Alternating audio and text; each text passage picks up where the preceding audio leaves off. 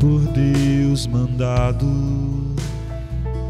Jesus desceu para aplacar a ira de Deus, a exigência Jesus pagou.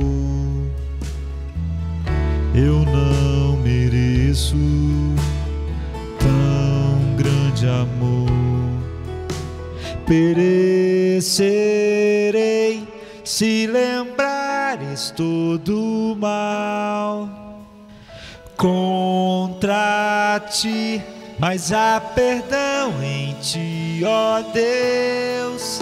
Por graça, Senhor, perdoe a mim.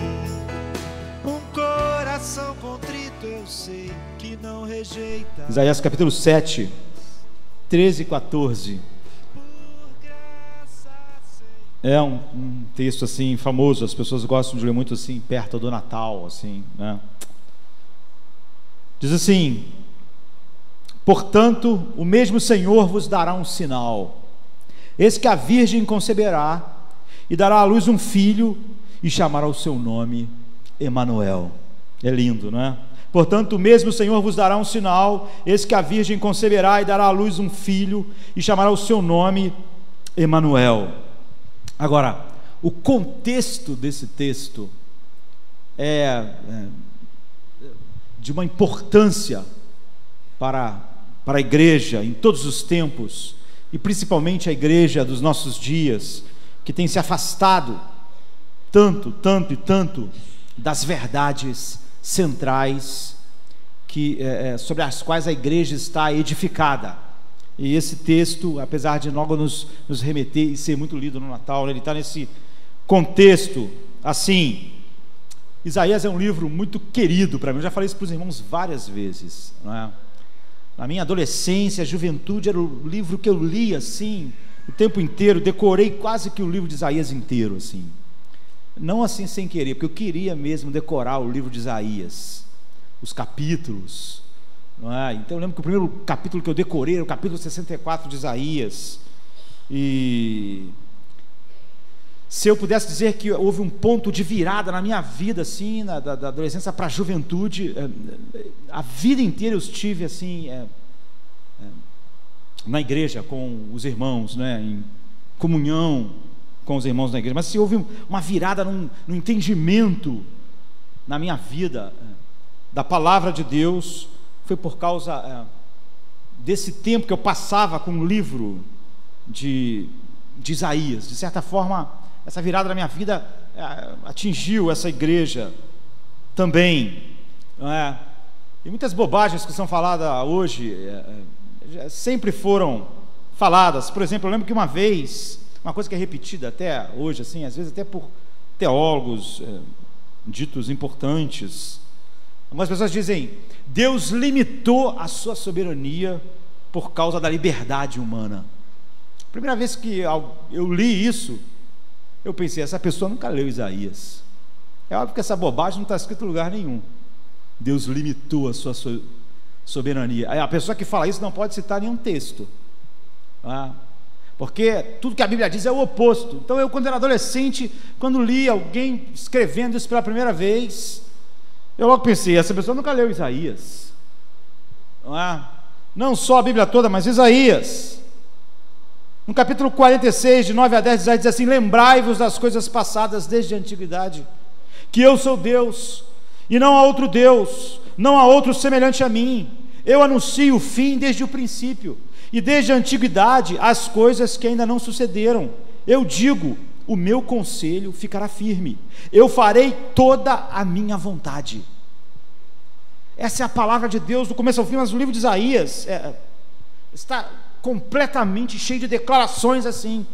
No grande debate da reforma com Erasmo e Lutero, Erasmo com seu livro do livre-arbítrio, né, que a igreja católica pediu para ele escrever, Lutero escreveu A Escravidão da Vontade. Lutero diz assim: as tuas ideias sobre Deus, Erasmo, são muito humanas, são muito humanas. Erasmo era um humanista famoso, não é? um erudito, e óbvio que ele não gostou nada de um homem, não é? Que era filho de um mineiro, sem a importância intelectual dele, falar isso para ele. Mas o mesmo tem que ser dito para toda a nossa geração, para a igreja da nossa geração. As ideias que a igreja, os pregadores da nossa geração têm de Deus são demasiadamente humanas, e da igreja também, porque preguiçosamente, simplesmente como uma esponja, as pessoas vão absorvendo essas coisas. Eu mesmo sendo adolescente, quando vi lá um teólogo importante dizendo Deus limitou a sua soberania, eu logo pude olhar e dizer: esse cara nunca leu Isaías, ele não pode ter lido. Isso é uma afirmação completamente fora de sincronia com a palavra de Deus. Então as pessoas sustentam um Deus que é totalmente degradante, desonroso para com o Deus Todo-Poderoso, que a palavra de Deus nos aponta. Nós podemos dizer que para a nossa geração, para a nossa, grande parte da nossa geração que está dentro das igrejas locais, Deus da Bíblia é um Deus desconhecido, porque pouco é pregado sobre ele e porque pouco se gasta tempo na palavra de Deus. Deus fala assim no Salmo 50, versículo 21: pensavas que eu eras como tu. Deus está falando com Israel, um Israel apóstata, um Israel que concebe uma outra ideia de Deus, como Lutero falou para Erasmo: as ideias sobre Deus são muito humanas. Então o homem imagina que Deus é movido por sentimentos como homem, e não por princípios. É óbvio que essa coisa não funciona muito bem, porque Deus não tem nenhum conflito entre si, não é? Como o homem às vezes tem entre os seus sentimentos e seus princípios. Por exemplo, o homem tem um princípio, mas se quem cometeu o erro foi, sei lá, quem ele gosta, os sentimentos corrompidos humanos dão um jeito, racionalizam. Os pais às vezes olham para as coisas com uma dureza, mas se foi o filho que fez aquilo, olha com uma outra forma. Os homens têm ideias humanas a respeito de Deus, pior, ideias de um ser humano caído a respeito de Deus. Deus jamais age assim. Quando ele viu todo o pecado da igreja colocado sobre o seu filho amado, ele derramou a sua ira. E as pessoas supõem que a onipotência de Deus é uma coisa, uma ficção. O que é importante, o que é mais perigoso, é que todas as pessoas dizem acreditar que Deus é todo poderoso, mas assim que elas começam a falar, você vê que aquilo é uma ficção. As pessoas acreditam que Satanás consegue realmente atrapalhar os desígnios de Deus, que os homens atrapalham os desígnios de Deus. Eles acreditam realmente que Deus tem bons planos que não dão certo, e ele tem que refazer tudo. Eles acham que Deus já formulou algum plano ou propósito. Por que o homem acha isso? Porque o ser humano toda hora refaz seus planos. Você fez planos para esse ano, vários deles já não deram certo, porque você é um ser pequeno, incapaz, e o mundo não está funcionando como você queria. Aconteceu um monte de imprevistos, você não tem poder suficiente, nem sabedoria suficiente, então você refaz planos. Como as pessoas têm ideias humanas a respeito de Deus, eles pensam: Deus também refaz os seus planos, Deus também constantemente tem que fazer ajustes. E as pessoas declaram abertamente que seja lá qual seja o poder que Deus tem que restringir o seu poder e restringir a sua soberania, para que não invada a cidadela do livre-arbítrio humano. E essas coisas são repetidas sem a Bíblia o tempo inteiro. E eles rebaixam a expiação. Nós vamos celebrar a Santa Ceia agora, e a expiação de Cristo é rebaixada pela igreja da nossa geração não como uma expiação eficaz, que realmente expiou o pecado de um povo e propiciou um pecado de um povo diante de Deus. O que é expiação para a nossa geração, queridos? É só um remédio. A expiação é totalmente não eficaz. Ela é só um remédio que Deus providenciou e botou lá na prateleira. Se alguém quiser beber, vai sentir os efeitos do remédio. Se não quiser beber, não tem efeito nenhum. Reduziu a expiação eficaz de Cristo, que deu a vida pela igreja, a um remédio que está na prateleira. Vai depender tão somente se criaturas mortas vão se sentir dispostas a beber o remédio. A expiação virou isso, a obra do Espírito Santo, que Jesus disse, olha, a obra do Espírito Santo é soberana, ele abre o coração do homem, ele é como, é uma obra misteriosa e soberana, é como o vento, você não sabe de onde vem, nem para onde vai, assim são os que nascem de novo. É um chamado eficaz, é uma obra toda poderosa do Espírito Santo, que é a terceira pessoa da Santíssima Trindade, mas hoje, esse poder foi reduzido a só um oferecimento do Evangelho. O que o Espírito Santo faz? Ele oferece o Evangelho e tenta da melhor maneira possível te convencer. Se você não ficar convencido, ele não pode fazer mais nada. Ele fez o máximo que pôde. É isso que Deus disse para Israel: as tuas ideias a meu respeito são... Vocês pensam que eu sou como vocês. É isso que Lutero disse para Erasmo, no debate da Reforma: tuas ideias sobre Deus são demasiadamente humanas. Deus dá um novo coração. Eles: ninguém pode vir a mim se o Pai que me enviou não o trouxer. O Espírito Santo não só tenta convencer, oferece o Evangelho para ver se os pecadores a seu bel prazer um dia vão dizer sim ou não. O Deus do século XX não se assemelha ao Deus soberano da palavra de Deus. E se a igreja hoje só conhecesse o livro de Isaías, sem conhecer nenhum outro livro, ela veria que a visão que as pessoas têm de Deus hoje é menor do que uma vela, a luz de uma vela comparada à potência do sol. Ainda é mais baixa que isso. É degradante, totalmente. É pequena. Faz Deus comum. E nos púlpitos da nossa geração, nas escolas dominicais, na maior parte da literatura evangélica que você pode comprar, tudo que você vai encontrar é um sentimentalismo piegas humano,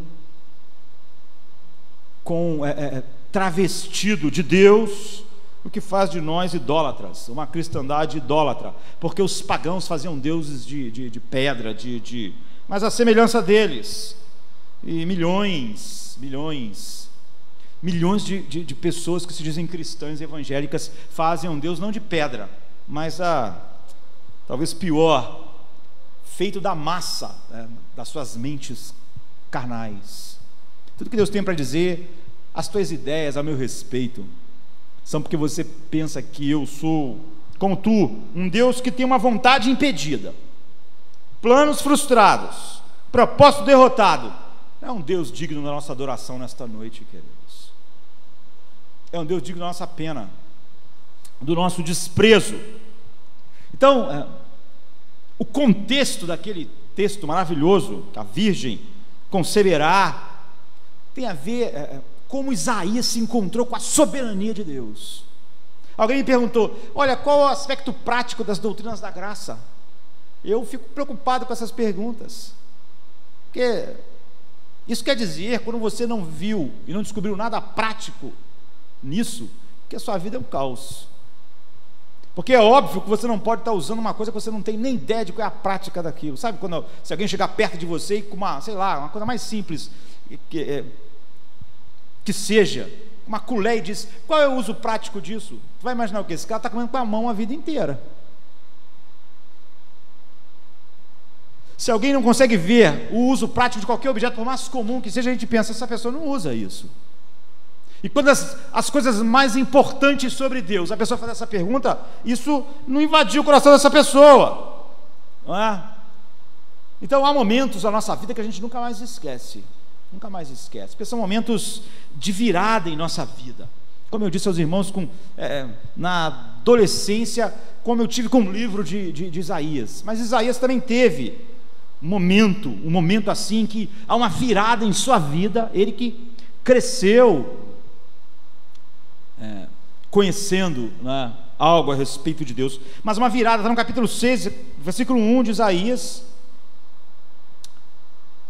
em que diz assim: no ano em que morreu o rei Uzias, eu vi também o Senhor assentado sobre um alto e sublime trono, e a cauda do seu manto enchia o templo. Por que há momentos de virada na nossa vida? E a gente não esquece, porque aquilo define a nossa vida dali para frente, sabe? O dia que você encontrou a sua esposa, quando nasceu o seu primeiro filho, né? Ou então algo assim mais comum, sei lá, o dia que o teu time foi campeão mundial. Eu sei que aqui no Rio de Janeiro poucos podem ter esse sentimento, né?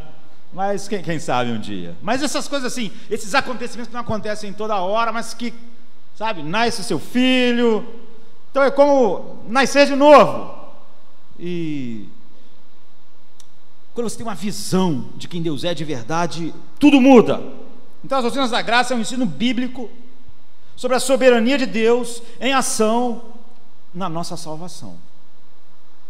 Ela oferece uma perspectiva sobre a salvação em que Deus é verdadeiramente Deus, não esse amontoado de sentimentalismo piegas revestido de Deus, mas Deus de verdade, porque as doutrinas da graça mostram que na salvação tudo depende da vontade de Deus, como tudo depende da vontade de Deus na sua soberania, mas as doutrinas da graça tratam da salvação do homem, e como tudo na salvação do homem trabalha para a glória de Deus. Esse é o propósito. Paulo então descreve assim em Efésios 1:11: predestinados conforme o propósito daquele que faz todas as coisas segundo o conselho da sua vontade.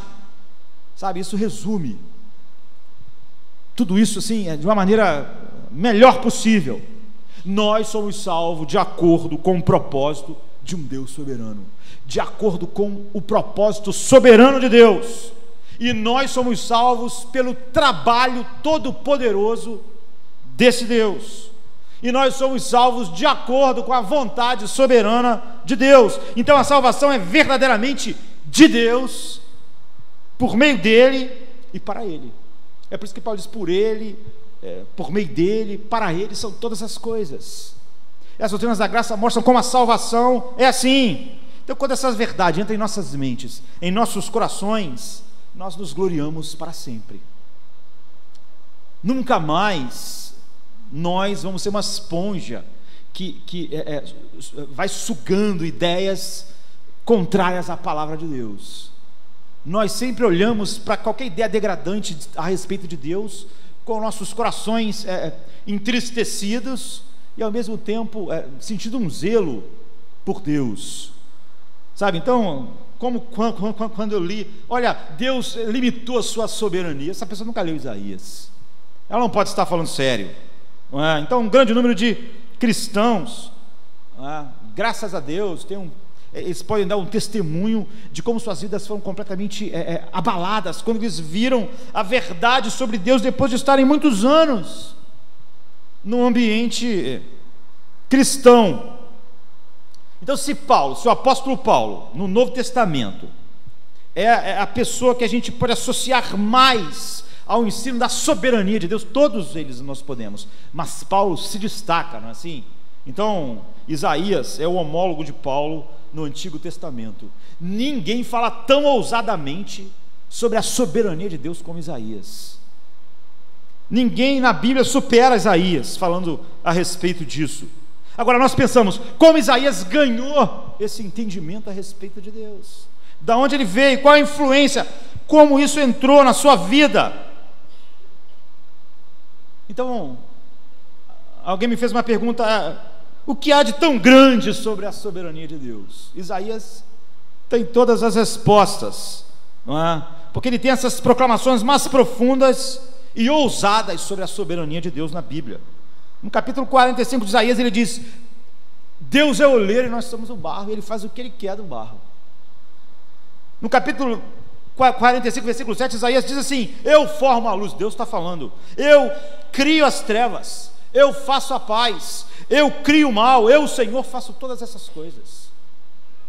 Em momento algum sequer se passa a mínima ideia de que alguma coisa não está no controle absoluto de Deus.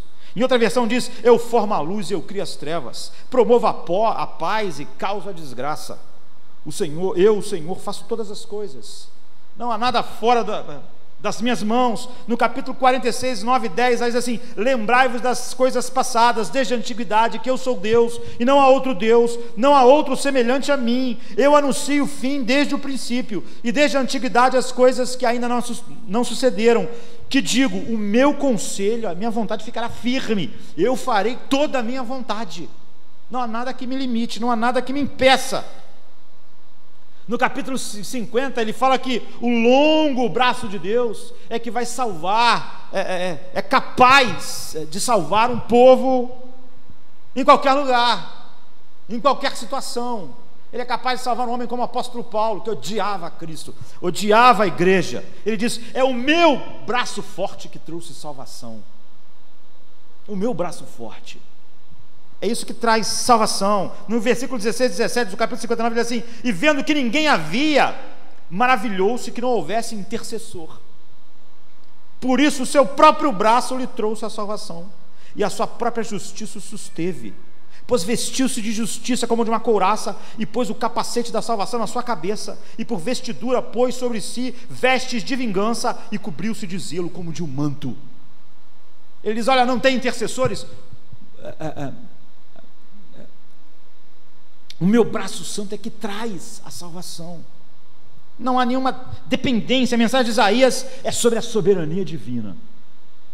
E de certa forma, então, eu agradeço a Deus, porque de alguma forma meu coração lá de adolescente ficou tão encantado com o livro de Isaías, porque isso deu uma virada em minha vida. Agora, isso não era popular na época de Isaías. Você vê, isso nunca foi popular, queridos. Fale da grandeza infinita e do poder soberano de Deus, e você tem um problema. Na primeira vez que Jesus falou sobre isso, as pessoas quiseram apedrejar Jesus. Sempre que Jesus falava sobre a soberania de Deus, da outra vez as pessoas falaram: olha, as pessoas foram embora. Sempre foi assim. Mas muitas pessoas, outro dia eu vi alguém falando: não, essas ideias de Deus são ideias gregas. Você vai ver muitas pessoas dizerem isso assim. São ideias que trouxeram dos filósofos gregos, os atributos de Deus. Isso é uma maluquice, não é? Platão nasceu em 428 antes de Cristo. Aristóteles 384 antes de Cristo. Sócrates 469 antes de Cristo. Isaías está falando 800 anos antes de Jesus nascer. É patético alguém falar que qualquer ideia bíblica sobre a grandeza infinita de Deus, sua soberania, sobretudo sua soberania, vem de algum lugar que não seja a revelação bíblica. Imaginar como Isaías 400 anos podia ser influenciado por alguma outra coisa que aconteceria tantos séculos depois é patético. É o mesmo tipo de mente que diz que Deus limitou a sua soberania. Então, onde Isaías ganhou esses pontos de vistas peculiares a respeito de Deus? A resposta é que Isaías aprendeu a soberania de Deus através da sua experiência pessoal com Deus. E ele não é único. Na Bíblia, uma visão da soberania de Deus está espalhada por todo lugar. E todos os profetas e apóstolos e escritores da Bíblia que fazem isso, falam a partir exatamente de uma experiência direta com Deus. Não aprendeu em nenhum lugar, queridos. Paulo, ele teve uma visão de um Cristo soberano na estrada de Damasco. Viu o senhorio de Cristo, sua soberania, como ele odiava e ele foi buscado, foi escolhido, foi feito quebrantado aos pés de Cristo. Jonas, eu diria que ele aprendeu o calvinismo dele no ventre da baleia. É por isso que um dos grandes brados da reforma é: a salvação vem do Senhor. É Jonas, sabe? Abacuque, ele ganhou na torre de vigia, ele acabou aprendendo sobre a soberania de Deus, como Deus podia usar um exército inimigo terrível. Eles vão ser o meu chicote, eles vão ser o instrumento da minha ira contra Israel. Em outras palavras, Isaías, como os outros profetas e os apóstolos, adoravam a glória da soberania de Deus. Eles ganharam essa verdade do próprio Deus, como nós a ganhamos da Bíblia. Como eu disse, só Isaías daria base para as pessoas jamais serem enganadas. a respeito de quem Deus é. Agora, qual foi o acontecimento que é como uma bomba atômica da vida de Isaías, na visão que ele tem de Deus, sem a qual nós não podemos falar com propriedade sobre Deus, nem adorar a Deus? Como ele foi convencido dessa soberania que ele declara em seu livro tão ousadamente e que mudou a sua vida para sempre? Qual foi o ponto de virada na vida de Isaías? Se nós pudermos ter um ponto de virada da vida das pessoas, nós ganhamos um portal para os órgãos vitais, né? Assim, eu diria, para o coração da pessoa. Às vezes o ponto de virada da vida de alguém é a morte de um dos pais, não é? O abandono. Quantas pessoas, toda a sua vida teve um ponto de virada porque os pais, o pai abandonou a mãe, e dali para frente a vida foi totalmente diferente. Aquilo trouxe aquelas influências, e enfim, há coisas que são pontos de virada. Isaías 6 registra um momento crucial da vida de Isaías, quando ele ganhou uma ideia ampla, grande e adequada a respeito de Deus, como Deus governava todas as coisas, e isso passou a ser o que ele expressou durante todo o seu ministério daí em diante, no livro mais belo do Velho Testamento. Então, o ponto de virada foi o chamado ao ministério do profeta. Ele diz assim, Isaías 6:1: no ano em que morreu o rei Uzias. Então pensem, na quinta-feira nós estamos falando de outro rei que ficou muito tempo. Esse também é um rei assim, não é? Uzias reinou por 52 anos. Pense isso, pense você ter um governante por 52 anos. Só que diferente do que nós estávamos meditando na quinta-feira sobre Manassés, né? Esse foi um bom rei,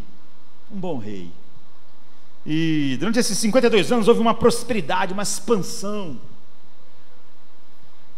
e as pessoas experimentaram na sua vida um momento dos melhores na história de Israel.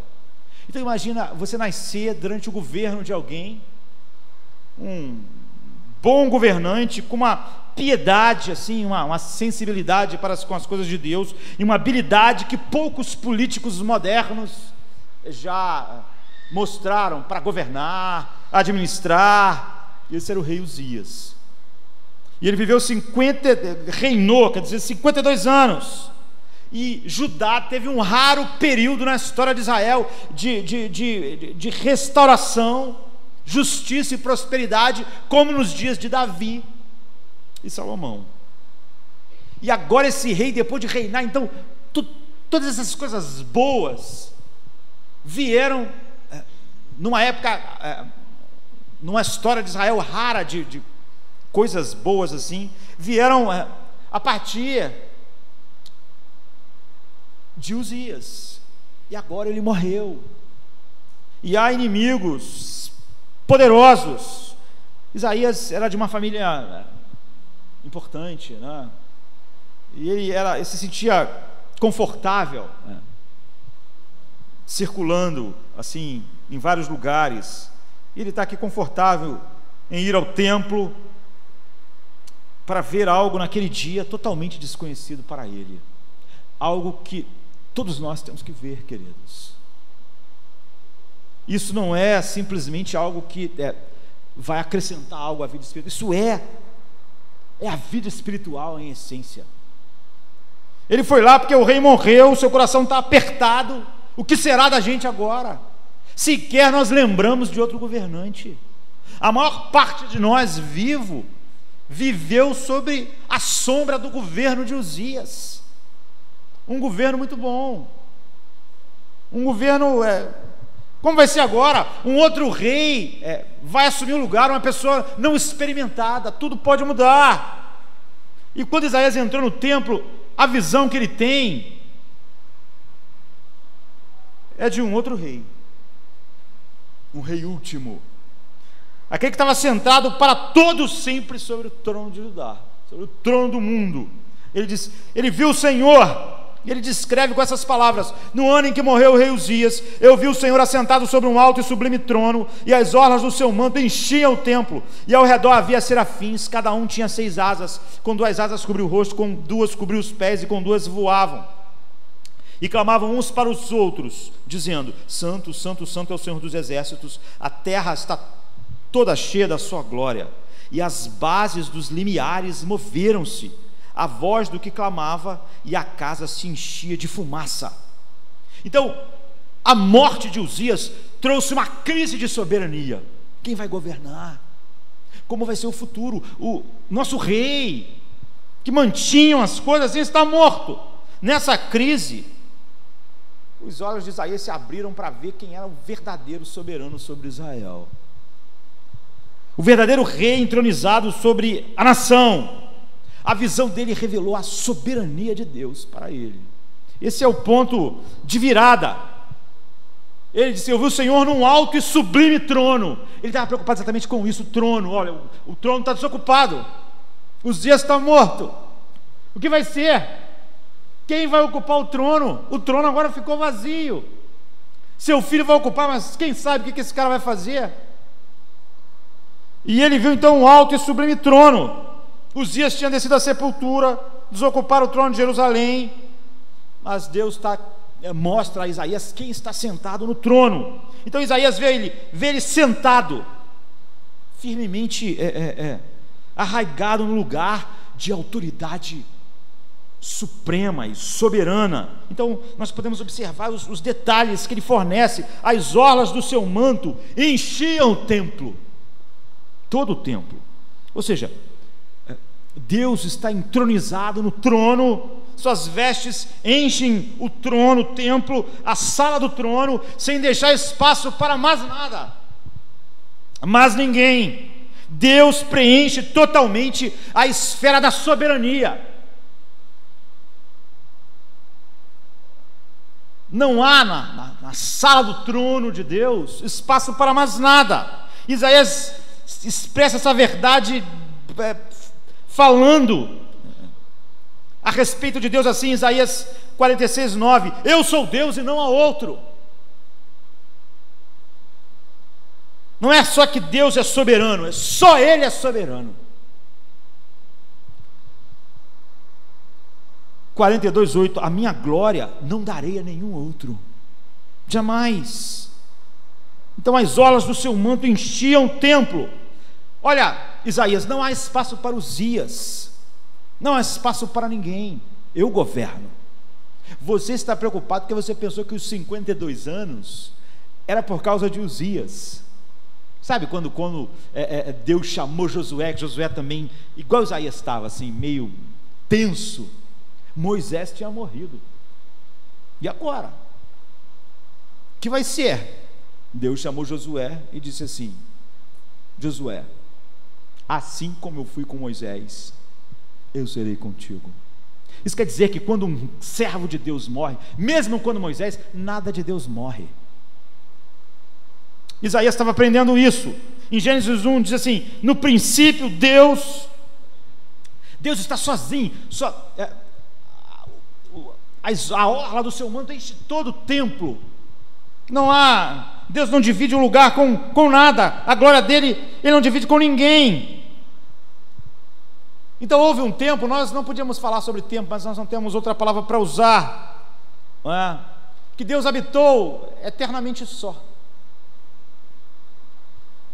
embora subsistindo igualmente 3 pessoas divinas. No princípio Deus, então não existia céu, onde agora a glória de Deus, os céus manifestam a glória de Deus. Não existia um céu para manifestar a glória de Deus, não existia a terra para que Deus, a Bíblia diz assim, Jesus mantém todas as coisas pela palavra do seu poder. O universo, não existia universo para ser mantido pela palavra, para ocupar, se você quiser pensar assim. Não existia nenhum anjo louvando. Você vê que Isaías disse que existiam anjos cantando santo, não existia isso durante toda a eternidade. Nem universo para ser sustentado, não havia nada, nem ninguém a não ser Deus. E isso não durante um tempo, mas durante toda a eternidade. Portanto, Sempre, sempre, sempre. Durante toda a eternidade, Deus esteve só. Nas três pessoas da Santíssima Trindade, completo, suficiente, satisfeito em si mesmo, de nada necessitando, sem universo, sem anjos, sem homens, sem absolutamente nada. Os seres humanos, se lhe forem necessários de algum modo, eles teriam que existir desde todos o sempre. Se o céu lhe fosse necessário, tinha que existir desde todo sempre, porque Deus existe desde todo sempre. Isso quer dizer que Deus existiu desde todo sempre, sem existir nenhuma outra coisa. Se alguma dessas coisas fossem necessárias para Deus, essas coisas tinham que existir eternamente, como Deus é eterno, ou serem criadas. Ao serem criadas, essas coisas não acrescentam nada para Deus, queridos. Porque Deus é completo desde toda a eternidade. Nada que Ele cria para completá-lo. Deus não muda. Aquelas coisas que foram criadas não mudam, não acrescenta nada a Deus. Malaquias 3,6 diz: porque eu, Senhor, não mudo. Pelo que, consequentemente, a glória de Deus não pode ser aumentada por criar homens. Não pode ser aumentada por criar anjos, nem criar céu, nem criar nada. Deus não estava, então, sob coação ao criar. Ele não tinha necessidade de criar, nem obrigação, nem necessidade alguma. Se Deus resolveu criar, Ele resolveu puramente por sua soberania, por sua vontade soberana. Não é produzido por nada alheio a si próprio. Não é determinado por nada fora de Deus, e nem por nenhuma necessidade em Deus, e nem por algo que pudesse aumentar alguma coisa em Deus. É por isso que Paulo diz assim: Ele faz todas as coisas segundo o conselho da sua vontade, porque Ele quer, porque esse é o seu querer. Então o fato de criar simplesmente demonstra a glória de Deus, não dá glória a Deus, não aumenta a glória de Deus. Os céus só podem manifestar a glória de Deus, eles não podem dar uma glória que Deus não tinha, uma alegria que Deus não tinha, um prazer que Deus não tinha. Então, Neemias 5:9, ao contrário, 9:5, a Bíblia diz: levantai-vos, bendizei ao Senhor vosso Deus de eternidade em eternidade.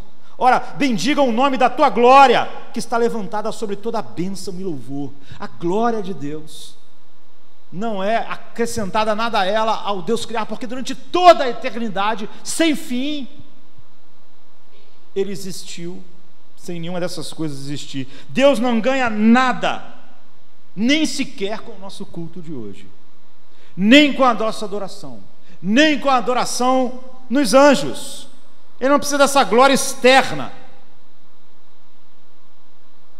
Sua graça precedente de seus redimidos, porque Ele é glorioso em si mesmo, sem ela. Essa visão de Deus é fundamental.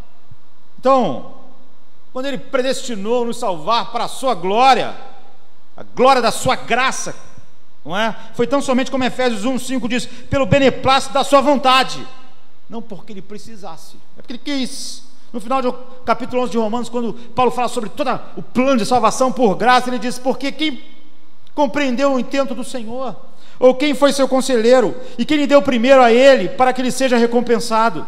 Versículo 34 e 35. A importância disso é que é impossível submeter o Deus Todo-Poderoso a qualquer obrigação para com a criatura. Ele não tem necessidades. Você jamais tem com que barganhar com Deus. Deus não ganha nada da nossa parte. Da nossa parte da criação. A criação só pode mostrar o que Deus é, não pode dar nada para Deus. Nada que Ele não sempre teve desde toda a eternidade. Jó 35, 7 e 8 diz assim: se fores justos, que lhe darás? Ou receberás da tua mão?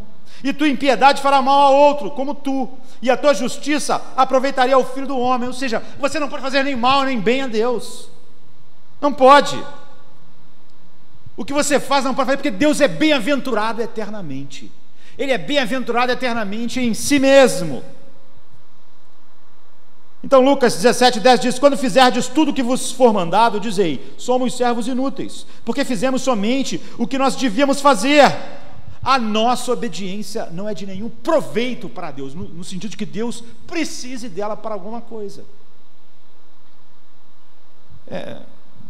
Cristo, que é a expressão do homem perfeito, e a obra que mais manifestou de maneira perfeita e infinita a glória de Deus,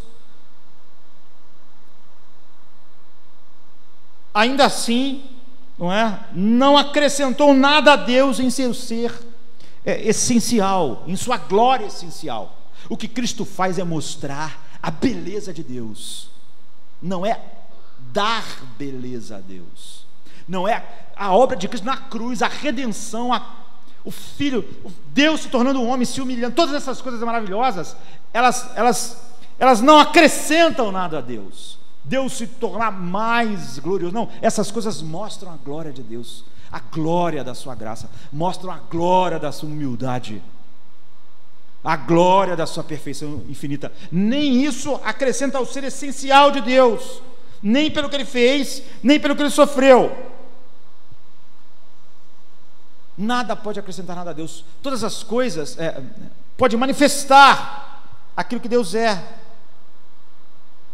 Isso é maravilhoso, isso é uma visão que Deus quer que cada um de nós nutra em seu coração. É absolutamente certo dizer, de certa forma, que Deus é honrado ou desonrado pelos homens, mas não em seu ser essencial, apenas em seu caráter oficial. Tudo que um homem faz, como aqueles serafins em torno de Deus, é reconhecer aquela glória infinita de Deus. Aquilo não dá glória nenhuma a Deus. E o deleite da criatura é existir para esta glória. Então, quando a gente fala que Deus é glorificado pela criação, pela providência, pela redenção, ele não é ao seu ser essencial, ele não recebe nada, é simplesmente uma glória declarativa, uma glória que mostra o reconhecimento. Toda a criação mostra isso, toda a eternidade, todos nós vamos manifestar isso plenamente, e Jesus, o Filho do Homem, manifestou isso perfeitamente. Então ele é essa imagem perfeita daquilo que Deus é, mas tudo determinado pela vontade de Deus, nada acrescentando ao ser essencial de Deus, que é bendito eternamente. Então Isaías diz assim, Isaías 40, de 15 a 18: eis que as nações são consideradas por ele como uma gota num balde, e como pó miúdo nas balanças. Ele que lança por aí as ilhas como uma coisa pequeníssima. Nem todo o Líbano basta para o fogo, nem os seus animais bastam para o holocausto. Todas as nações são como nada perante ele. Ele as considera menos do que nada e como uma coisa vã. E quem, pois, fareis semelhantes a Deus? Ou com que comparareis a Deus? Então, infelizmente, esse Deus grandioso é o que Atos 17, 23 diz nos nossos dias, um Deus desconhecido para uma multidão de pessoas desatentas. Isaías 40, 22 e 23 diz assim: ele é o que está assentado sobre o globo da terra, cujos moradores são para ele como gafanhotos. Ele é o que estende os céus como uma cortina e os desenrola como tenda para neles habitar, o que faz voltar ao nada os príncipes e torna coisa vã os juízes da terra. Esse é o testemunho do Velho, do Novo Testamento. Paulo, por exemplo, diz assim em 1 Timóteo 6, 15 e 16: ao qual a seu tempo mostrará o bem-aventurado, o único poderoso Senhor, Rei dos reis e Senhor dos senhores, aquele que tem ele só a imortalidade, habita na luz inacessível, a quem nenhum dos homens viu nem pode ver, ao qual seja a honra, o poder sempre eterno. Amém. É assim que ele é descrito, reverenciado. O que ele mostrou a Isaías naquele dia foi: esse sou eu, Isaías. Esse é Deus, é isso que está sentado no trono. Ele dá tudo que toda a criação tem, e ele não recebe nada de ninguém, ele não é enriquecido por ninguém. Esse Deus não pode ser encontrado simplesmente na intuição de mentes caídas. Ele sempre produz um Deus piegas semelhante ao próprio homem caído. E nós mergulhamos então no mar de futilidade em nossos dias. Agora, eu quero falar sobre 3 coisas, diferenças que isso fez na vida de Isaías. No ano que o rei Uzias morreu, viu o Senhor assentado sobre um alto e sublime trono, e as orlas do seu manto enchiam o templo. Então, como facilmente nós podemos trazer as coisas da vida ao lado da presença de Deus. Deus queria mostrar a Isaías: não há nada ao meu lado, eu estou só. Quantas vezes nós consideramos a nossa fidelidade a Deus como apenas um dos muitos compromissos que nós temos? Nós temos compromisso com muitas coisas, e também com Deus, e Deus está dizendo através disso, isso é uma visão completamente degradante de Deus. Nós temos um compromisso com Deus, esse é o compromisso, todas as outras coisas estão subservientes a isso. Quantas vezes nós pensamos que Deus é um dos muitos que nós vamos tentar agradar na vida, mas nós só devemos e estamos focados em agradar a Deus, e ao agradar a Deus, nossa vida vai ser uma vida que vai abençoar alguns, mas vai fatalmente deixar muitas pessoas também irritadas. Deus não aceita a soberania compartilhada, é isso que ele mostra ao seu redor. Em segundo lugar, ele diz: havia serafins, cada um tinha 6 asas, com 2 cobriu o rosto, com 2 cobriu os pés, e com 2 voavam. Cobrir os pés é um sinal de respeito, como quando Deus falou para Moisés, quando viu a sarça ardente: tira as sandálias do teu pé, porque o lugar que você pisa é santo. Embora eles sejam cheios de glória, eles cobriam o rosto também em temor diante de Deus. Cobriu os pés, que lembravam isso, e voavam, indicando a disponibilidade de servir, de obedecer a Deus. Então, reverência, temor, humildade e disponibilidade para servir é o exemplo como o Deus soberano deve ser adorado. É como ele é adorado pelos anjos, pelos serafins: reverência, temor, humildade e disponibilidade de obediência. Essa é a adoração no céu. Essa deve ser a nossa adoração na terra. Os anjos estavam clamando: santo, santo, santo. Versículo 3, é o Senhor dos exércitos, toda a terra está cheia da sua glória. Ou seja, só Deus é santo. Eu já falei sobre isso aqui, não vou gastar muito tempo. Só Deus é santo, ele é separado de tudo. Todas as outras coisas estão numa classe: homens com os 7 bilhões, planeta com todos os planetas, estrela com as estrelas, anjos com todos os anjos. Só Deus é santo, só Ele é Deus. Ele não está numa classe com nada. Ele é o Criador, é o que existe desde toda a eternidade. Tudo vem dele e Ele não depende de nada. Ele é o sustentador de todas as coisas e nada o sustenta. Ninguém pode dar nada a Ele. Ele é separado, é santo. Aqui nós temos uma visão então sobre a adoração no céu. A adoração no céu é centrada em Deus e voltada para a glória de Deus expressa nos seus atributos. Assim deve ser a adoração na terra, especialmente sua santidade, que é exaltada aqui 3 vezes, porque a santidade é a soma de quem Deus é. Ele é separado, é santo.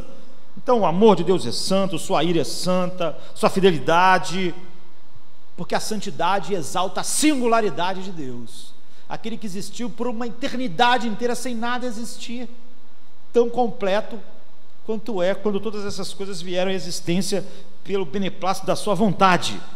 Então, se os anjos da glória cobrem sua face, quanto mais homens pecadores devem ter essa visão exaltada. Vocês imaginaram o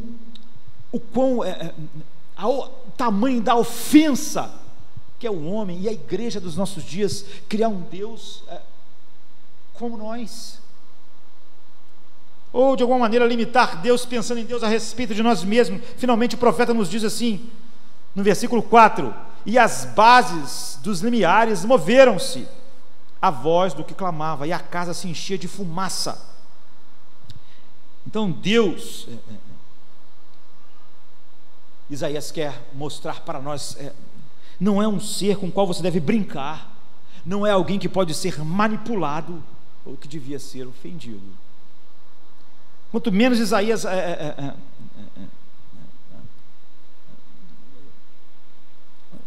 conhecia desse Deus, ele, apesar de ser criado no ambiente que era cheio de ideias de Deus. Esse é o ponto de virada. Não há nada mais terrível sobre um coração do que, de fato, quando a pessoa acha algo a respeito de Deus chato ou irrelevante. Como a igreja hoje que quer tornar Deus relevante para o mundo, é uma visão tão pequena de Deus.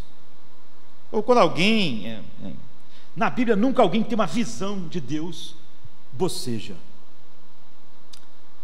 Então Isaías disse assim no versículo 5: e eu disse, ai de mim, porque eu estou perdido, porque eu sou um homem de lábios impuros, e habito no meio de um povo de lábios impuros, e os meus olhos viram o Rei, o Senhor dos exércitos.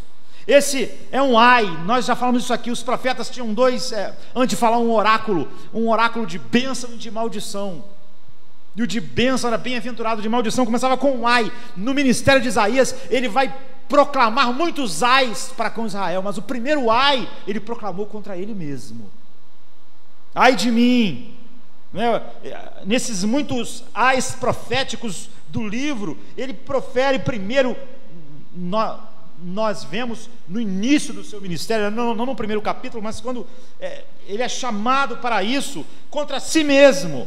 Ele se desesperou de si mesmo, de todas as suas obras, de toda a sua indignidade. Ai de mim! É isso que o conhecimento de Deus traz, um autoconhecimento de nós mesmos, que vê a total indignidade e a soberania e a graça absoluta de Deus que se voltou para nós. E é isso que faz nós conhecermos a doutrina chamada depravação total do homem. É à medida que nós diminuímos Deus, é que a doutrina da depravação total ficou muito ofensiva para nós, porque nós não nos achamos assim tão maus como a Bíblia diz. Mas essa só é uma realidade como um resultado da diminuição de Deus, porque quando você vê Deus como Ele é, isso é a expressão natural. Essas verdades vão juntas como duas partes da moeda. Quando você vê Deus como a Bíblia revela, você se vê como alguém totalmente depravado. Ou seja, nada, nenhuma das áreas que compõem o seu ser é pura aos olhos de Deus.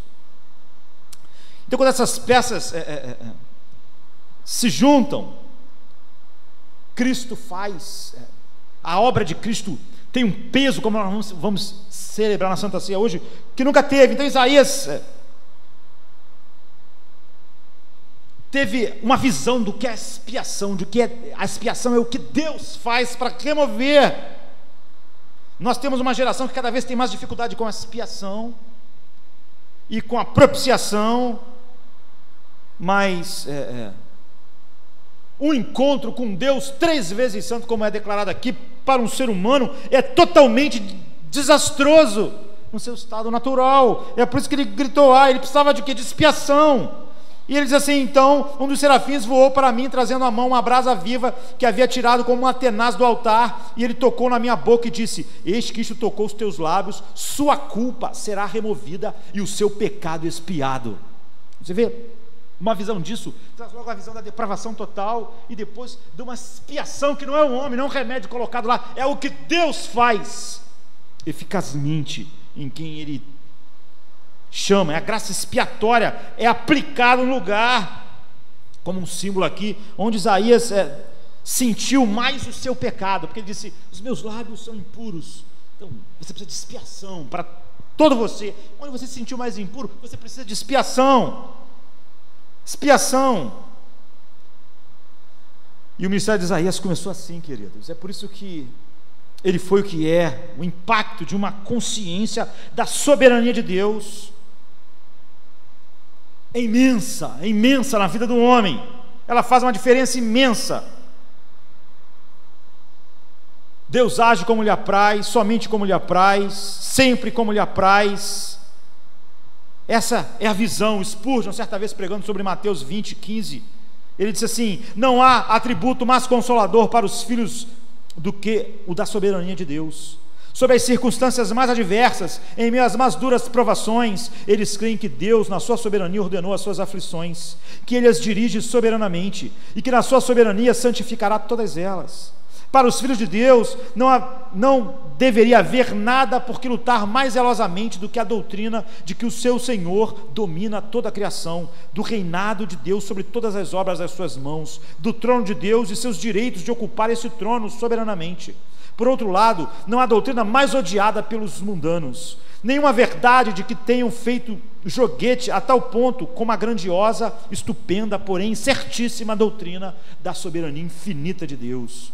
Os homens se dispõem a permitir que Deus esteja em toda parte, menos no seu trono. Dispõem a deixá-lo em sua oficina, formando o mundo e criando estrelas. Deixarão que ele esteja em seu dispensário, ao distribuir esmolas e a conceber benefícios. Permitirão que Deus fique sustentando a terra e mantendo firmes as suas colunas, que acenda os luzeiros dos céus e governe as irrequietas ondas do oceano. Mas quando Deus sobe o seu trono, suas criaturas rangem os dentes, e quando nós proclamamos um Deus entronizado, o seu direito de fazer o que ele quiser, com o que lhe pertence, como também de dispor de suas criaturas como ele achar melhor, sem consultá-las sobre a questão, então os homens nos vaiam, nos amaldiçoam e se fazem de surdos para não ouvir, porquanto Deus no seu trono não é o Deus que eles amam, mas é Deus no seu trono que muitos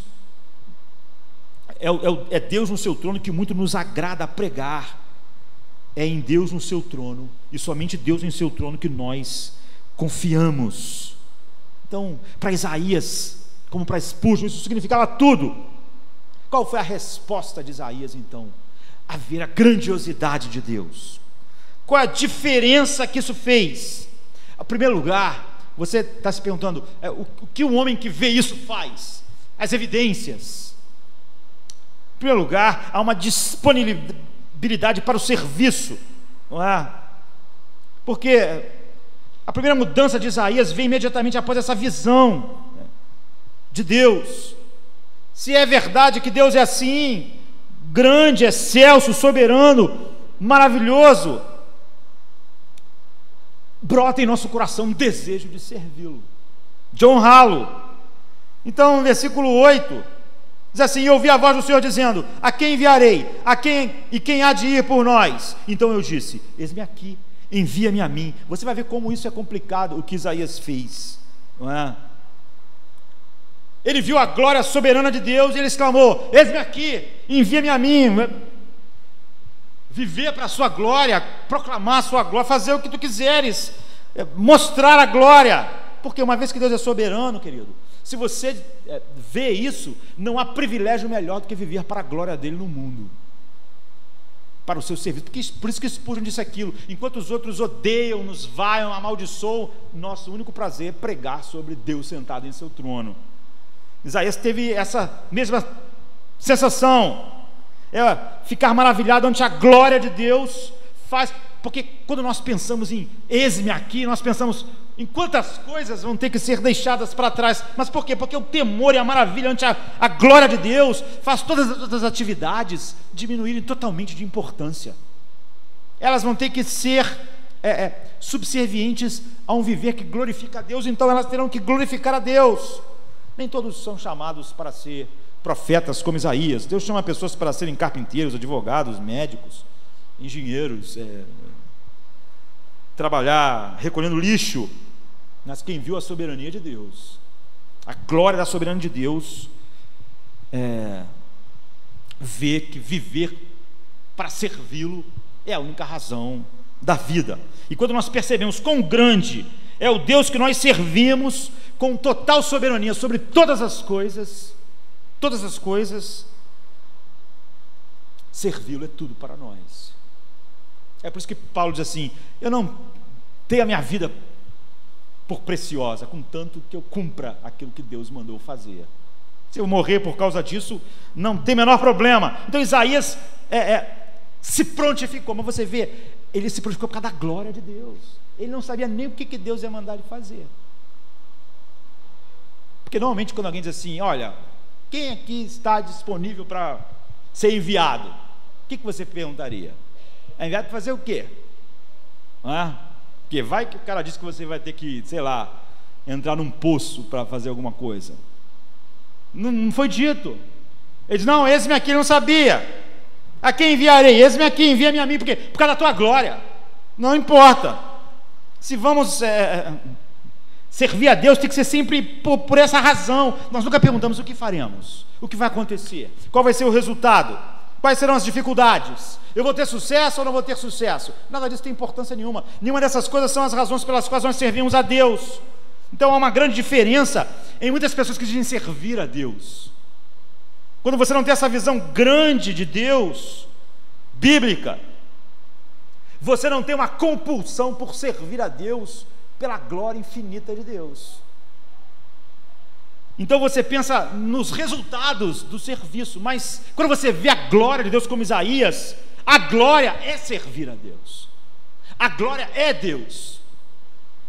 O serviço não é medido tanto pelo que ele vai conseguir, tanto pelo que ele vai realizar, pelo sucesso que ele vai ter. O serviço é medido porque é para Deus, é para a glória de Deus. Então, muitas pessoas você vê muito animado com uma causa, eles enfiam uma causa no Evangelho e ficam muito animados com aquela causa, mas não é. A empolgação não é o Deus, é a causa. Qual o sucesso da causa? O que a causa vai fazer? O que ela vai mudar? Então, sabe, é como você é um menino e de repente está olhando lá o Barcelona jogar, alguém te escolhe para entrar no time, você sabe que não pode cooperar com nada assim, mas só de você estar no time, isso é incrível. É assim que você sente, não é o que eu vou fazer, não é os resultados, é incrível. Eis-me aqui, envia-me a mim, é o meu prazer. Deus é soberano, é maravilhoso. Uma vez que Deus é grande desse jeito, Ele é digno de ser glorificado na minha vida da maneira com que Ele quiser. Ele não pode querer nada para mim que seja ruim, se isso vai trazer glória a Ele. Essa é a primeira coisa, sabe? Então a segunda marca é uma humilde e confiante obediência, não é? O capítulo 6 conclui com a descrição do que Deus queria que Isaías fizesse. Você vê, ele tinha se falado, eis-me aqui, envia-me a mim, mas ele não sabia o que era. E é um choque quando Deus diz o que era para ele fazer. É um choque, não é? Não causou nele nenhum vacilo, mas ele fica espantado. Ele diz, eis-me aqui, então ele diz, o que você vai fazer? Depois disse, pois, 6, 9 a 11, disse, pois, ele, vai e dize a este povo, ouvis de fato e não entendeis, e vedes em verdade, mas não percebeis. Engorda o coração deste povo, está falando para ele, e endurece-lhe os ouvidos, e fecha-lhe os olhos, para que ele não veja com os olhos, e ouça com os ouvidos, e entenda com o coração, e se converta, e seja sarado. Então eu disse, até quando, Senhor? E ele respondeu, até que as cidades sejam assoladas, e fiquem sem habitantes, e as casas sem moradores, e a terra seja toda assolada, toda destruída. A vocação de Isaías seria uma mensagem que ia endurecer Israel, até que a ira de Deus fosse totalmente derramada. Depois que ele disse, eis-me aqui, Deus disse, eu vou usar você para fazer esse povo ficar duro até a minha ira ser derramada sobre ele. Esse é o seu ministério, esse é o seu chamado. Ou seja, a vocação de Isaías era trazer endurecimento a Jerusalém. Através da tua pregação, Isaías, eu vou fazer esse povo endurecer até que a medida da minha ira seja derramada, até que tudo seja destruído. É isso. O ministério deles ia causar calos no coração, cegueira nos olhos, como prelúdio já do julgamento de Deus sobre aquela nação, porque Deus planejou primeiro purificar dessa forma, para só depois libertar, mostrar a sua graça. Então Isaías, sabe, sem abafar assim um espanto até com essa declaração de Deus, Isaías é uma das pessoas que nunca reclama, não é? Ele nunca briga com a sabedoria soberana de Deus. Esse propósito eu vou pregar para eles ficarem cada vez mais duros, para que eles vejam com os olhos, eles olhem com os olhos e não vejam, para que eles ouçam com o ouvido, mas não escutem, para que eles não se arrependam e não se convertam, e aí tudo seja destruído. Esse é o meu chamado. Eu vou pregar anos para isso, é para isso que eu vou te enviar, Isaías. E ele disse, eu vou, não é? Só que ele fez uma pergunta que é razoável, mas até quando, Deus? Até quando vai ser assim? que vai destruir tudo, e aí? E Deus respondeu: até que sejam assoladas as cidades, e fiquem sem habitantes, e as casas sem moradores, e a terra seja de toda assolada, e o Senhor tenha removido para longe dela os homens, e sejam muitos os lugares abandonados no meio da terra, mas ficará nela ainda a 10ª parte, mas se ficar nela ainda a 10ª parte, tornará a ser consumida como o terebinto e como o carvalho, dos quais, depois de derrubado, ainda fica o toco. A santa semente é o seu toco. Deus está dizendo: eu vou salvar um remanescente. Eu separei um remanescente, que é o toco do qual eu vou levantar de novo, através do meu poder. Mas antes, é isso que vai acontecer. E sem dúvida, Isaías entrou no templo para quê, queridos? Porque ele estava preocupado com o bem-estar de Jerusalém, com a morte de Uzias. Ele estava preocupado, foram anos tão bons, e agora Uzias morreu, e se acontecer alguma coisa, como vai ser? Ele entrou ali preocupado, como vai ser, como o país vai ficar. Agora Deus disse para ele como vai ficar. Não era Uzias, era eu. E agora tudo vai ser assolado e destruído. Você vê, a preocupação inicial dele era que acontecesse alguma coisa que não fosse boa com Israel. Agora ele sabe exatamente o que vai acontecer. Vai tudo. E tendo conhecido essa proclamação soberana de Deus, os terrores, os medos originais dele eram para ser o quê? Ficarem maiores. Eu estava aqui com medo, entrei aqui, mas não, Isaías é singular, não é? Entre os principais profetas. Como eu disse, ele nunca reclamou. Se essa é a vontade soberana de Deus, ela é justa. É o que deve acontecer. E se o meu chamado, o propósito do meu ministério é o endurecimento dessa cidade e dessa nação, eu vou cumprir o meu chamado. E em seguida, o endurecimento aconteceu sobre o ministério de Isaías. Ele nunca são como essas pessoas que dizem: eu não posso aceitar que Deus, entende? São gente que não conhece Deus. Não importa, ministério é a resposta da visão da glória de Deus. Não tem nada a ver com resultados. Isaías viu a glória de Deus, viu como ele é único, a soberania dele não é dividida com ninguém. A orla do manto enche toda a terra, o templo, a sala do trono. Agora ele vê o propósito de Deus, ele diz: eis-me aqui, eu vou fazer isso. Se aprove Deus, através do meu ministério, reduzir a um toco uma nação, eu vou exercer o ministério. Ou seja, se através de mim, pense nisso, Deus desejasse reduzir uma igreja a um toquinho, vou fazer. É isso que ele está dizendo. Esse é o meu chamado. Eu vou pregar, então ficará um remanescente. Esse é o compromisso que a soberania de Deus põe em nossos corações, sabe? E logo nos põe em contato com o decreto da maravilhosa graça de Deus, porque é por graça que aquele toco ia ficar e Deus ia restaurar.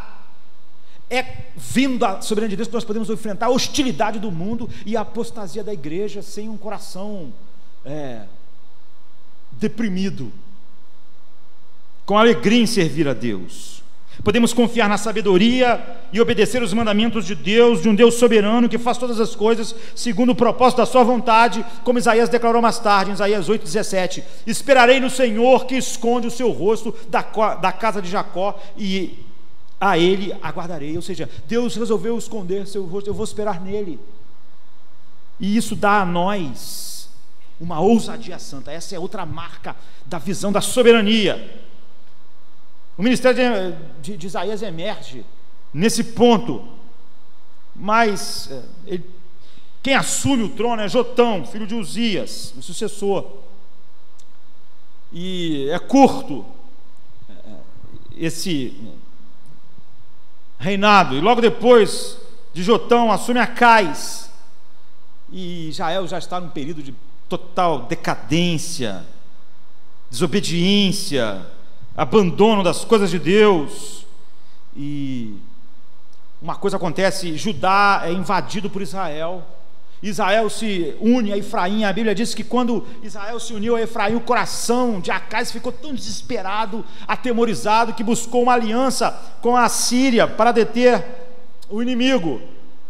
E Deus enviou Isaías para falar com o rei, e isso é o que segue essa visão, capítulo 7. Apesar de haver um delay de anos, é o resultado disso, é como esse ministério começa a se desenvolver. E ele diz assim, e diz-lhe, 7, 4 e 7, acautela-te e aquieta-te, não temas, nem te desfaleça o coração por causa destes 2 pedaços de tição fumegantes, por causa do ardor da ira de Rezim e da Síria, e do filho de Ramalias, porquanto a Síria maquinou o mal contra ti, com Efraim e com o filho de Ramalias, dizendo, subamos contra Judá, e amedrontemo-lo, e demos sobre ele, tomando para nós, e façamos reinar no meio dele o filho de Tabeel, assim diz o Senhor Deus, isso não subsistirá, nem tampouco acontecerá. A mensagem de Deus para Acais era uma confrontação para Acais, dizendo, não busque ajuda na Síria, fique só e espere em Deus, no poder de Deus. Como Isaías tinha coragem de confrontar o rei, um rei que não era piedoso, e dizer que o que ele estava fazendo era mal, errado. Os poderosos reis de Israel e Efraim, ele disse para aquele, não são soberanos. Eu já descobri há um tempo atrás, Acais, que Deus é soberano. Você não tem que temer, o verdadeiro soberano é o Senhor que reina sobre tudo. Então Isaías foi a Acais e disse assim no capítulo 7, versículo 9, se você não está firme na fé, você não vai estar firme de jeito nenhum. Ou em outra versão, se vocês não ficarem firmes na fé, com certeza vocês não resistirão. Essa foi a mensagem de Deus para o rei Acais, um monarca equipado com poder para esmagar Isaías. Você acha que esse encontro não é assustador? Você só pode achar isso se você estiver enganando a si mesmo. A maioria das pessoas aqui, a maioria dos cristãos ficam aterrorizados com a ideia de mencionar Deus para um amigo no trabalho. Ficam aterrorizados com a reação de uma pessoa, um amigo, se ele falar a respeito de Deus. A maioria dos cristãos ficam aterrorizados se lá no colégio, na faculdade, em algum lugar, falar sobre Deus. Ficam aterrorizados com o que as pessoas podem fazer. Imagine um ultimato para um rei, não alguém, um colega de trabalho, um desconhecido em algum lugar, mas alguém que tem o poder de matar você. Imagine dizer para essa pessoa que ele está errado, que se ele não fizer o que Deus está mandando, ele vai ser destruído. Ouça agora, descendente de Davi, não basta abusarem da paciência dos homens, vocês agora vão abusar da paciência de Deus. A soberania dá uma santa ousadia. A diferença que faz nós termos visto a glória da soberania de Deus é essa. Qualquer que seja o medo que Isaías sentiu do rei Acais, foi posto de lado quando ele pensou na grandeza infinita de Deus. A consciência da soberania de Deus concede a nós uma santa ousadia diante do mundo e diante dos poderes do mundo, e a falta de ousadia é a falta da visão de quem Deus é. É isso que Isaías fez, é isso que fez dele alguém inútil, numa geração decadente, perigosa, num rei que não teme a Deus. Ele vai lá e diz, por exemplo, assim no capítulo 1:4, quando o ministério dele já estava funcionando, é porque a história não está, o livro não é cronológico, né? Um povo carregado de iniquidade, descendência de malfeitores, filhos que praticam a corrupção, eles abandonaram o Senhor, desprezaram o Santo de Israel, eles são totalmente alienados. Ou em outra versão, a nação pecadora, povo carregado de iniquidades, raça de malfeitores, filhos dados à corrupção, abandonaram o Senhor, desprezaram o Santo de Israel e o rejeitaram. Eu percebo que esse tipo de conversa não enche um estádio hoje. Não pode fazer uma congregação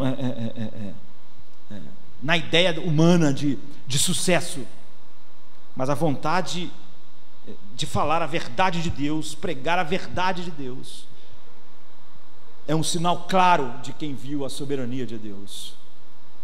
O grande reformador John Knox, nasceu em 1514, morreu em 1572, é um dos 4 reformadores de Genebra, Calvino, Farel, Knox, Beza, e ele é uma figura assim profética, famoso, depois que estava de novo na Escócia, enfrentando a rainha católica Maria. As pessoas ficavam apavoradas da maneira com que John Knox enfrentava a rainha que mandava matar todo mundo. Ela era sanguinária. E certa vez alguém perguntou: como você faz essas coisas? A rainha, ela já manda matar, ela mata. Ele diz assim: quando você tiver acabado de passar um tempo de joelhos diante do Rei dos Reis, você não vai encontrar um temor diante da rainha que seja realmente assustador. John Knox, quando você vê Deus sentado no seu trono, quando você olha para os reis da terra, você não se sente intimidado em falar a verdade para eles. Então a consciência da soberania de Deus traz a nós, quando nós estamos de joelhos diante dessa grandeza a respeito de Deus, uma ousadia para proclamar a verdade de Deus no mundo, sem temor. E para tomarmos a Santa Ceia, finalmente o profeta contemplou a marca da majestade de Deus, ao pregar isso, confiando de que Deus soberanamente salvará da maneira que quiser, como quiser, e ninguém poderá impedir, exatamente porque sua graça é soberana. E ele então dá um sinal para Israel. Acais, é óbvio que não podia, um homem que não confiava em Deus achava que se aliar com a Síria era muito maior.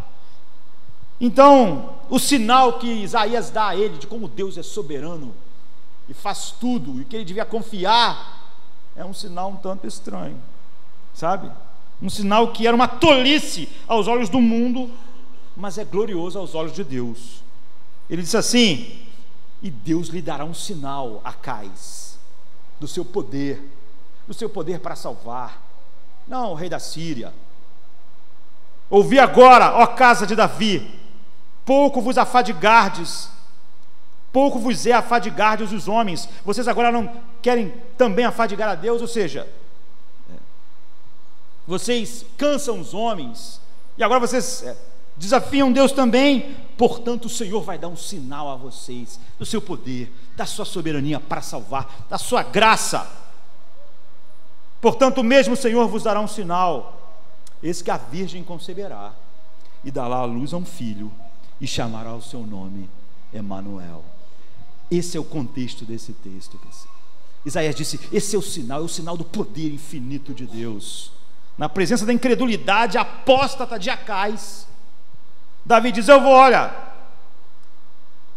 vou mostrar o maior sinal da graça de Deus, da graça soberana e do poder soberano. A virgem vai estar grávida. Ele está profetizando de coisa que vai acontecer 800 anos depois. Você pensaria: eu não falaria isso para um rei furioso. Só faltava você dizer que o sinal que Deus dá é que uma virgem vai ficar grávida. Mais tarde Isaías falaria do parto, de um ventre estéril como um sinal da graça salvadora. Em Isaías 54:1, a madre estéril representa o trabalho humano que falhou, mas o ventre virgem fala do campo que o homem não semeou. Da onde vem a salvação de Deus? De Deus somente. A virgem conceberá. Imagine como um homem como Acais teria estimado e adorado a mensagem que um bebê que ia nascer não sei quando de uma virgem era um sinal de que ele devia confiar em Deus e não no exército da Síria para ajudar ele. Sim, o evangelho é uma loucura para a visão de alguém que não consegue ver o que Isaías viu. Mas o bebê divino encarnado e a pregação do evangelho é hoje ainda o poder de Deus para a salvação de todo aquele que crê. A cruz é um escândalo para os judeus, uma loucura para os judeus, mas para os que são chamados é o poder de Deus. Isso nos lembra que um ministério do evangelho verdadeiro só pode ter êxito por causa dessa menina virgem dar à luz a um filho. E essa mensagem que parecia imbecil para Acais ainda parece insuficiente para hoje. e proclamar tão somente essa loucura para o mundo, a cruz de Cristo, só é, sem adicionar nada a ela, só é uma verdade apaixonante num coração que viu Deus como Isaías viu. Proclamar a sabedoria de Deus ante a incredulidade do mundo, como a de Acais. Isaías fala disso como esse sinal bendito. Nós temos que fazer a mesma coisa diante da incredulidade do mundo, se nós especialmente vimos a soberania de Deus. E Acais podia dizer: como que Deus pode nos salvar através de um bebê, quando na verdade Efraim se juntou lá e vai querer destruir Judá? Como é que eu posso confiar numa coisa dessa? Estou falando de guerra aqui. É assim, nós achamos que Deus sempre tem um plano insuficiente, pequeno demais. Ou Isaías podia pensar: não vou falar para Acais essa coisa da virgem conceberá, porque isso é irrelevante, ele não vai ver nenhuma relevância nisso. O privilégio de servir esse Senhor soberano, que trouxe um Salvador ao mundo através de uma virgem, que trará todos aqueles que ele determinar salvar, através da pregação da loucura da cruz, através da loucura da pregação, é a expressão da confiança na soberania infinita de Deus. Todas essas coisas foram os resultados da visão de um Deus soberano no coração de Isaías. Tem que estar no nosso coração, queridos. Se é que o Deus que nós temos visto é o Deus que Isaías viu, que Paulo viu, e que fez nascer de uma virgem seu próprio filho nesse mundo. Deus é soberano ao nos enviar, mesmo quando o ministério vai lá e o teu ministério é que esse povo vai ser endurecido. Nós confiamos na sabedoria de Deus, na mensagem de Deus, no chamado de Deus, nos resultados de Deus, porque Ele é um Deus glorioso, digno de nós servirmos, e a nossa glória é servir a Deus, independente do qual é o propósito final dele para aquele chamado, endurecer, mas nós esperamos que a maior glória seja dada ao nome dele, através das nossas vidas. Vamos ficar de pé. Eu quero que você tome a ceia agora, com a visão desse Deus grande. Por Deus mandado, Jesus desceu para aplacar a ira de Deus, a exigência Jesus pagou. Eu não mereço tão grande amor.